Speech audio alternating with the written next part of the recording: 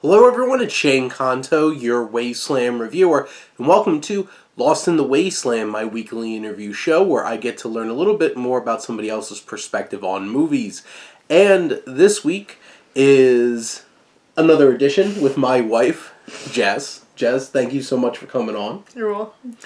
And we're continuing Jess's film curriculum as I interview her about another classic Western, and this is The Searchers. And The Searchers, which came out in 1956 from director John Ford, starring John Wayne. And it's about an American Civil War veteran embarks on a years-long journey to rescue his niece from the Comanches after the rest of his brother's family is massacred in a raid on their Texas farm. And the title is very fitting.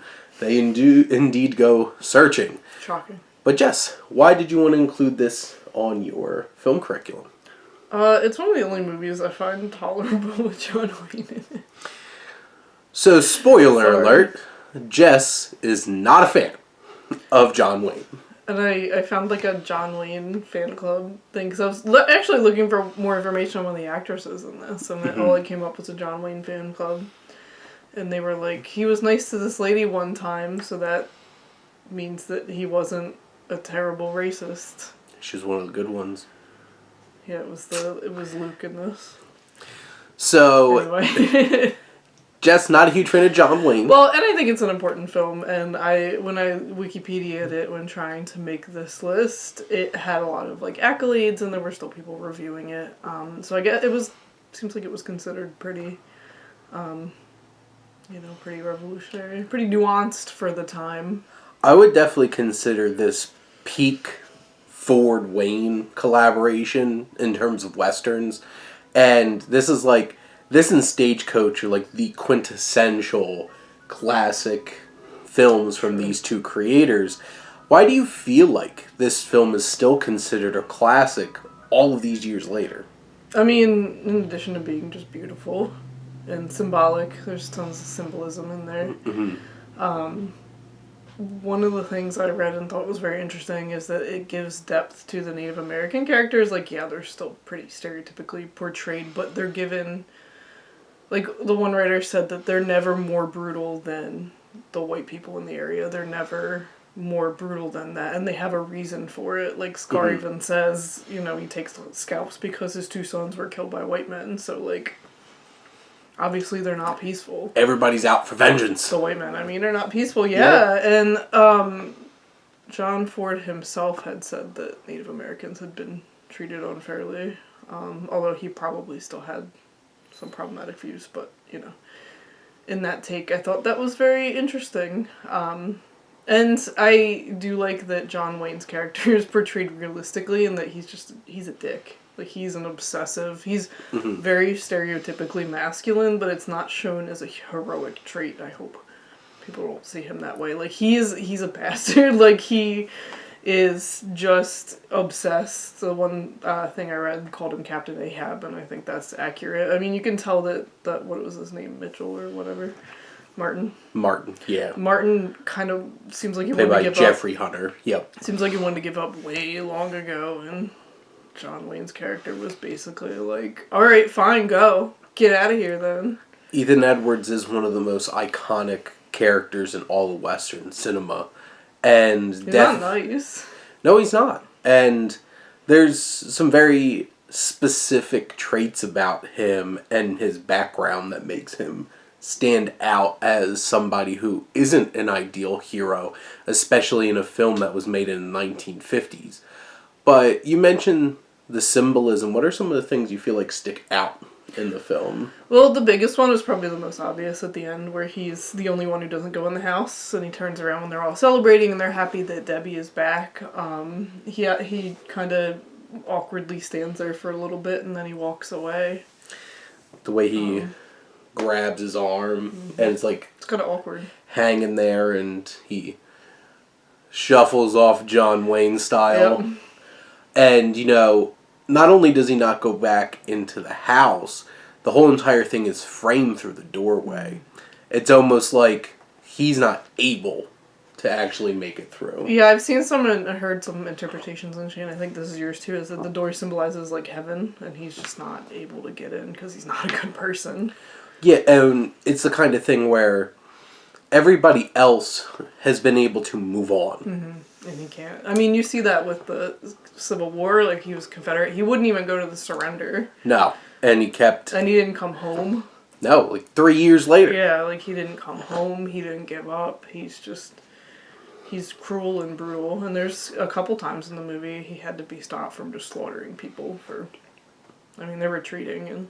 Mm-hmm. He's still taking pot shots at him. Yeah, and there's only a few moments throughout the film where he gets to be like that fun, swaggering John Wayne, like throwing a quip in there. Yeah, the fight was like one of the only times too where they're fighting, and he's kind of like. I think I like it for that reason too. It's not the John Wayne that you see in everything. Like, one of the reasons I don't like him as much as like Jeff Bridges is Rooster Cogburn is because he's John Wayne. He doesn't seem like a Rooster Cogburn type. To me. Well, and that's an interesting segue into one of my next questions is, what do you feel like makes this one of John Wayne's best performances? I think that he probably was a little uncomfortable with it, knowing what I know, like how he felt about High Noon. He didn't like the roles that were not traditionally heroic and masculine, I feel like. But he was afraid of John Ford, so maybe John Ford was like, you're doing it. I think that the fact that he's playing out of type helps a lot too. They say growth happens where you're uncomfortable. So I think that's really why. I mean, it's not just, all right, go, like Clint Eastwood directing, like, all right, do your thing. He's actually a different character. Which, there's specific moments in this film where, like, his character's interesting because, like you said, he's not heroic. But I think in his head, he thinks he is. Mm-hmm. And I think that's what makes him so complex, is the fact that, like, he's not even self-aware enough to realize that, like, he thinks that he's doing what's right, but, like, not really.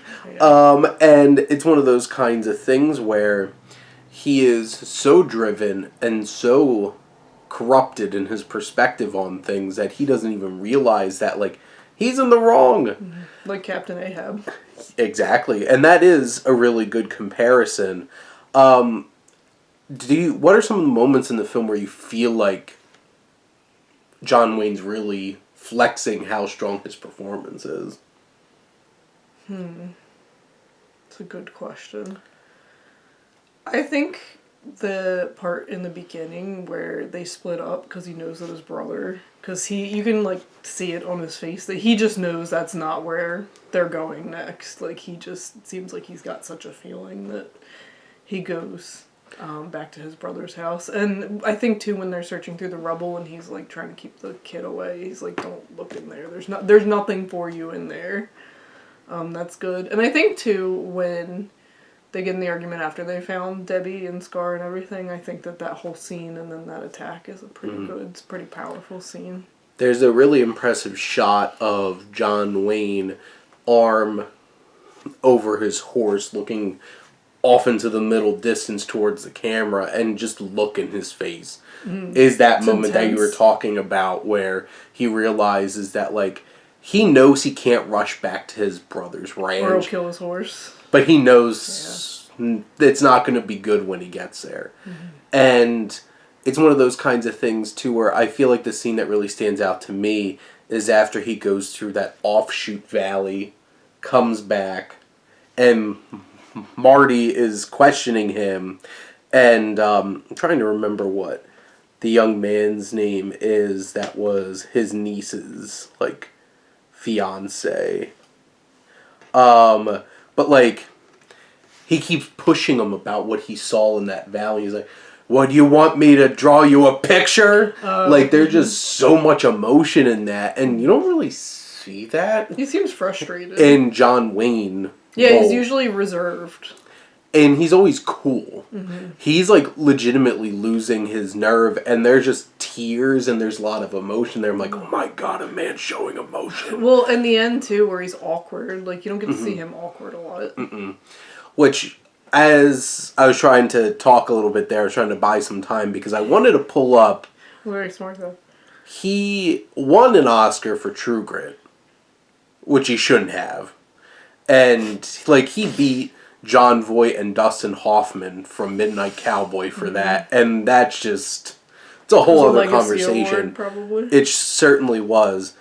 But in the films of 1956 at the 1957 Oscars, Sir Laurence Olivier was nominated for Richard III, Rock Hudson for Giant, Kirk Douglas for Lust for Life, James Dean for Giant, and Yul Brynner won for The King and I. And it's just like, that's a hard lineup of actors to try to like overcome in terms of like, they're some of the biggest names in cinema especially at that point. But it's so interesting because I would make the argument that The Searchers is more impactful and more relevant still than any of those films. Yeah, I hear people talk about them all. Probably Giant is probably the closest one. And Rock Hudson and James Dean both getting nominated for that. Pretty sure that was James Dean's last film. Died tragically. Yeah, James Dean a lot younger than Rock Hudson. But, like, I haven't watched The King and I in a long time, but, like, was Yul Brynner that great where he should have won Best Actor and stuff like that? And, like, I would have nominated John Wayne for this. And I'll admit I haven't seen the other three films. So, like, I haven't watched Giant up to this point. I don't even... Actually, you know what? I think Lust for Life is a Vincent Van Gogh film. Where Kirk Douglas plays Vincent Van Gogh. We love playing a sad boy. And then Sir Laurence Olivier playing Shakespeare role, Richard III, of course. But it's very interesting that, like, this seemed like it had, wow, that's an awards performance from John Wayne written all over it. And Hollywood loved John Wayne, so, like, I didn't see that, why that didn't get that kind of attention, but it's interesting. Just some interesting perspective to throw in there. Well, and I think part of the reason that I have love-hate heavier on the dislike thing for John Wayne is because this is one of the first films I saw him in. So this is what I expected. And then watching the other ones, I was like, I wanted more. I wanted this level. I was like, okay, so he can do it. So he does have this presence. So he does have talent. Like, I wanted more. Well, and there's a lot of actors out there that who have that gear that not a lot of people push them to that place. And it's very interesting that this performance was from the same director who directed him in so many movies. It took just the same director pushing him in a different way and providing a different kind of role for him. I know we talked a little bit about like the end with like the framing in the doorway and stuff like that, which is probably the most iconic shot in the whole entire film. True. But what are some of the other filmmaking elements you feel like kind of stood out to you watching it this time? Well, having gone back to see more John Ford films, I could definitely see the thematic elements that like the giant sweeping landscape, the horizon not being in the middle. Like, it's mostly at the top, really. I mean, it's very much like that. The horizon at the bottom of the frame. It's interesting. Horizon at the top of the frame. It's interesting. Horizon in the middle. It's boring as shit. Get out of my office. It's true. So I think that I'm noticing more of that, and it's very rich color, really. Yep. This is a beautiful film. And having just seen Asteroid City, it kind of reminded me of the same thing, honestly. The blues and the oranges and the yellows and even the blankets and stuff that they had. And what's really interesting is we watched this on a DVD. So, like, this isn't even, like, a really remastered version of this film. But it was still... It's pretty. It's and dusty. It still stands out. And been out west, it is dusty. Very dusty. I think there's a lot of very specific shots of people that stand out, along with the sweeping Monument Valley shots, which, like, the beginning part where they get tricked out to go look at that, to leave the farms open for them to attack. The shots of those, like, mountains and stacks and everything is just awe-inspiring, to be perfectly honest. Well, and the pursuits the pursuits are a lot. I mean, that scene when you have the two throngs of Comanche and then them in the middle, like, that's hard. It's hard to convey that idea without being directly in front of them, but he did it. I mean, and you don't even know they're not flanking them on both sides. Yeah, and then you have 3 lines of people on horses charging towards the camera. Which is hard. And then the side pan shot as they kind of ride off to the side. Like, there's that one exaggerated shot of the daughter when she realizes something's wrong, and it's just like this push-in of her. Oh, yeah. The first, when you see Scar standing over Natalie Wood's character. Debbie? I kept getting... who's the other girl that got kidnapped? Not Debbie. That's like... I'm like, I don't remember. are Debbie's the one they're looking for. Yeah. Yep. Debbie is Natalie Wood. But, like, when she's still a little girl, and they go... Oh, and her sister. And, like, you see the shadow on her, and then they cut up to the picture of Scar is really interesting. Played by Henry Brandon. Yeah, definitely a Native American guy. Definitely. Born in Germany. Yep. Was it Martha? Martha was... Lucy. Aunt. Yeah. Lucy. There we go. I'm not very good with character names. I know actor names a lot better. Apparently I'm not either, except for Debbie. So, Debbie and Lucy. Like, earlier when I was talking about when Lucy's fiance's pushing John Wayne and then he has his emotional moment, that's even a great shot of him framed with him having all that emotion and everything. So, it's just as interesting with the intimate shots of characters in this film as it is looking at those big shots of the West. How do you feel like the Civil War elements are incorporated to impact the overall story? And, like, how do you feel like the significance of them talking about the Civil War in this? Well, I know immediately after that, they were talking about Texas being, like, a sovereign state and everything. And I know in the beginning he came back and he had been doing question mark for 3 years. He didn't surrender, so it kind of set up his character as someone who doesn't give up, probably for worse, honestly. Apparently he matched some descriptions of some shady things that he was doing. Was it implied that he did some war crimes? I think it was implied that he was doing crimes in the 3 years. Crimes. Okay. So, like, I think that's where he got all that gold. I mean, you're supposed to surrender. Like, I think he was, like, attacking the Union Army and stuff like that and stealing stuff, from what it sounded like. But yeah, him being a Confederate veteran is a deeply rooted part of Ethan Edwards' character. Well, it's also a chaotic time in American history, because in the South you have Reconstruction. A lot of people went west. Yeah. There were a lot of freemen who went west, although you don't see them in this film. It was a time of uncertainty. It was a time of manifest destiny when you would be encroaching on Native territories that were given to them by the government, and they were like, hey guys, for real this time, we really won't come and take your land again. So, like, and I think that they go over that, although I don't think you really could. They went over that at least a little bit in the movie, because they were like, you're coming in to where we live. Like, well, and I feel like this film is early for a Western. Because, like, a lot of Westerns take place post-Civil War.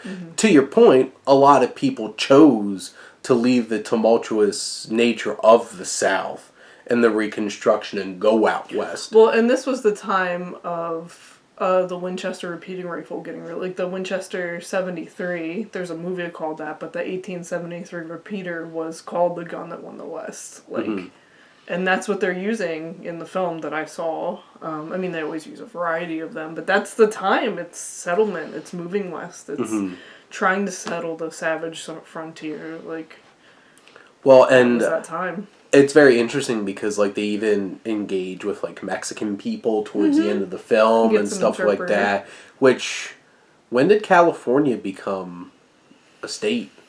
Oh boy, that's a good question. I don't know. Because I'm assuming it wasn't then. No, I think it was still a territory at that point. So, like... I don't even remember when Texas really became a state. Because they were talking about the sovereign state of Texas. Yeah. Well, and that's why it's a Six Flags over Texas. Is because you have...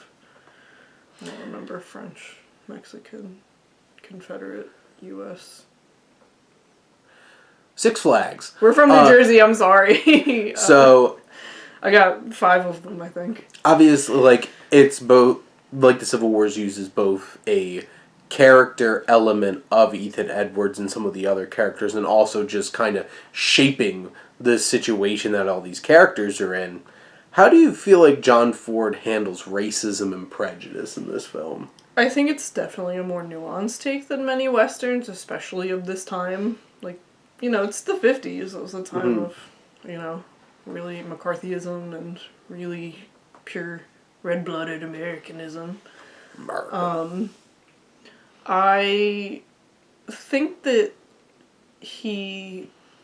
Like, I appreciate that he at least tried to explain the Native Americans' motivations for things, and I feel like he tried to make them not as stereotypical, although he did cast a German man as a Comanche war chief. Baby steps. I know, and it's asking a lot in the 50s, but at the same time, you know, they had other Native Americans. Well, like, I was listening to the Cinephiles and their episode about One Flew Over the Cuckoo's Nest, and the fact that they went out to get an actual Native American to play Chief was a big deal in the mid to late 70s. So, like, yeah, this is 20 years earlier still, and I think that he does a good job as portraying Ethan as racist. Honestly, because he's just... I mean, he talks about stereotypes the whole movie. He's like, this is what the Comanche do. Like, he doesn't even say Comanche rioter. He talks about the Kiowa and all that. And, you know, just his straight hatred for his nephew, Martin, just because he's mixed race. Well, and he hates Debbie, too, because he feels like she's not white anymore. So I think that John Ford does a good job of depicting those actions as being despicable. Maybe that's me reading into it, but it's imperfect, but at the same time I feel like it was probably a really big deal in the 50s to even approach that. I feel like if John Ford wasn't punishing Ethan Edwards for his prejudices, he would have let him into the house at the end of the film. That's true, yeah, and he spends a lot of time just... I feel like that is a very definitive, it's like, you're not welcome here. Like, that house is the future. Moving on from everything that happened in this film, and Ethan's not a part of it. Because his worldview, his perspective on things aren't welcome. And, like you said, it's a very nuanced and interesting way that he tackled racism and prejudice in this film. Indirect, too, because he doesn't say, like, he can't come in because he's a filthy racist. It's just... No, he's not a good person. Here's a bunch of reasons. He realizes it. That he can't live that life. And his way of life is not welcome there, nor would he fit in. And he walks back out into the wilderness. And I guess I didn't write this down as a question, but I do think it's an interesting question. It's like, what do you think happens to Ethan? I would love to think that he goes out in the woods and has some sort of experience to redeem himself, but I don't think he will. I think he'll probably just go back to raiding or maybe freelance work, because I know there were people that, and who still do, just a general, you know, that's what hobos would do. Actual hobos. They would just go drift and do some odd jobs to get enough money to eat and sleep somewhere and move on. I don't know. I don't think he probably ever came back to the family. That's a feeling that I had. I don't think he ever integrates or visits with his family anymore. I think he kind of just moves on and maybe goes out even further west into even more uncharted territory. Because they would need not need, but they would want someone like that. They certainly would. Or... He's the kind of person that's probably going to make sure that you are okay. Against everything else that's out there and everyone else who's out there. How do you feel like John Ford utilizes violence and brutality in the film? I mean, it's pretty plain. It's not... there's a few, like, battle scenes, but they're not, like, Westerns traditionally are, where it's, like, heroic, it's exciting, it's brutal. I mean, it's brutal in a lot of ways. Especially, like, after the raid, when they're looking... They don't show you anything, but it's just the fact that it's, like, he's, like, do not look in there when he comes back, and the guy wants him to tell me, and he's like, no, it's the unseen violence, really, that I think is pretty impactful in the film. And, I mean, even when he gets shot, it's not like he just pops right back up and his arm is totally fine because he got shot. He's in a sling. I mean, he's in pain. He's visibly in pain. So I think it's a more realistic depiction of violence and everything. And it's from both sides. Like I said before, the Comanche are not more violent than the white people. Well, and I think it's very interesting, and you brought up the point too, it's the unseen violence and brutality that's the most impactful. Well, and they do show the one Native American village that was slaughtered wholesale, which... That is an interesting... Because, like, you find Martin's wife dead. Yeah. And, like, you see her body. Mm-hmm. But, like... And you see the Native Americans in, like, pretty brutal poses. I mean, they're clearly dead. There's blood everywhere. They're shredded. That is an interesting point, and they're herding them into the barn like animals, which is horrible. Every white character that we would feel for, they shy away from showing... Off-screen deaths. So, like, you don't see Ethan's brother or his sister-in-law who... totally might not have just been his sister-in-law. There was a whole section on Wikipedia about it. Yep, there's definitely some stuff going down there. You don't see that. No. But that's the thing, Ethan always sees it. Mm-hmm. We don't have to see it. But that's really impressive, John Ford relying on John Wayne to sell the emotion of it. But it's different standard in terms of that. That's but you don't see his brother or sister-in-law. You don't see Lucy. Well, you don't really even see them, like, when she's kidnapped, like, they're kidnapped. You don't really see them being kidnapped. Yeah. Really, you don't see them being mistreated in any way. It's the implication of it. It's the implication. Yeah, whereas when we find the camp and everything, and the Native American, like, they had just the army raided it, and they're taking all the women and, like, what is it, 2 guys?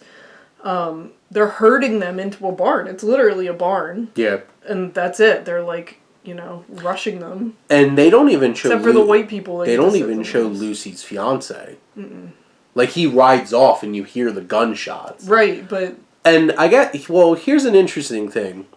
Is it them trying to save the dignity of the white characters to not show the brutality of what happened? Or is it to not rub the Native American brutality in our faces, but they will show what the white characters did to the Native Americans? That's an interesting perspective. Which one is it? Because depending on which one it is... Or is it to not offend white audiences? Well, that's the thing. Is it to appease white people, or is it to put the spotlight on us and be like, hey, we did that, and you have to look at it? But the thing is not looking at what the Native Americans did, or it's implying that... Or not showing white bodies having been afflicted by violence. And potentially, like, what the Native Americans did was worse than what we did. We can see what we did to the Native American people, but what the Native American people did to the white characters is so much worse. Knowing that it's a trope to not show white bodies having been brutalized and violence, but showing, like, black and people of color, like, having been brutalized, I think that it's probably the former, but I don't know for sure. My gut tells me that... My gut also tells me it's the white. I mean, if there's a pattern...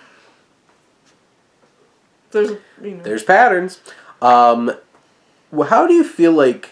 How does time manifest in an impactful way in the story of this film? Well, he uses the letters a lot, and the time between the letters that Martin's writing, or not writing, as it were. And then you see the wedding. I mean, there's ways where it's like, sorry to miss another Christmas, sorry I'm gonna not be there, and, your girl's getting married to somebody else because you stopped writing, why'd you do that? I think that it shows what they're missing out on in their vengeance quest. I think Martin gets progressively sadder about it. He's got some FOMO, I don't blame him. Well, and that's the interesting thing, because I feel like the time has a different impact on Ethan versus Martin. Because Ethan had already wandered and for 3 years after the Civil War, nonchalantly too. Like, he just strolls up to his family 3 years after the war's over and just like, hey everybody. And he has already created himself into the kind of person that is a nomad, a wanderer. Mm. And he's afflicting that on Martin. And I feel like Martin the character is the one that feels the brunt of time. Mm-hmm. And well, he's younger too. He's missing what everybody else is doing.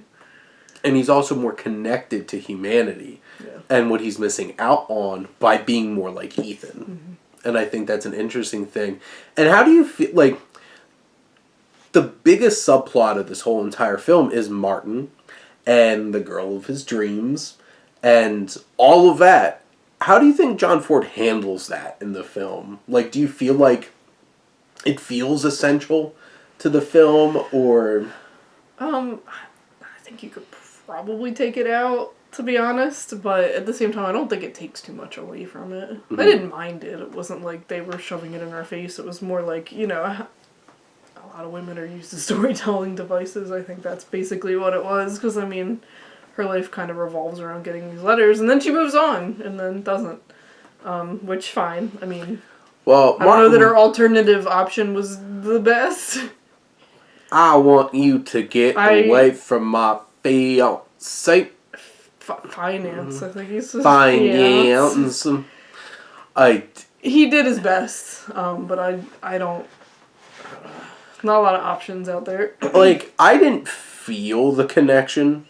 I didn't feel the impact of their relationship. I didn't care that much. Yeah, and those are moments where it's like, I cared less about the film. And they also use it to lighten the film. Mm-hmm. And I guess they're really trying, because, like, a lot of the comic relief is in that subplot, and then the doofus son that shows up from the general. Yeah. And his interactions with the preacher guy. The little bugle boy or whatever. Yeah. So, like, that kind of stuff is there to lighten the mood of the film, because this is a heavy movie. As it should be. Yeah, but, yeah, I don't feel 100% sold on it.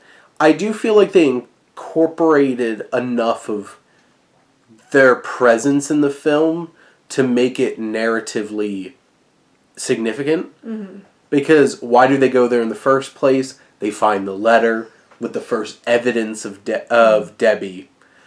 We see that family again because of the letter that Martin wrote. Mm-hmm.